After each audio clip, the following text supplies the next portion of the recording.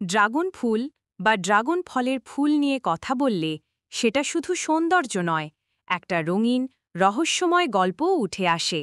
চলুন এর সৌন্দর্য, বৈজ্ঞানিক পরিচয়, চাষাবাদ এবং সাংস্কৃতিক প্রভাব নিয়ে কিছু কথা বলি।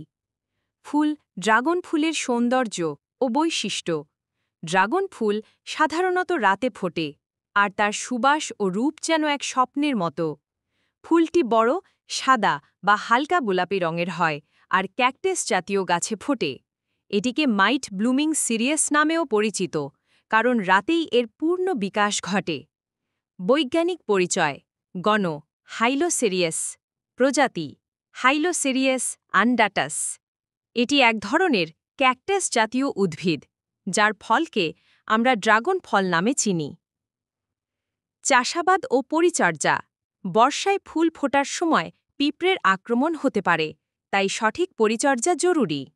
ফুল আসার পর গাছে জৈব সার, যেমন ভার্মিকম্পোস্ট, হাড়ের গুঁড়ো বা পটাশ সার ব্যবহার করলে ফলন ভালো হয়। কাটিং পদ্ধতিতে চারা তৈরি করলে দ্রুত ফল আসে, প্রায় 12 থেকে 18 মাসে।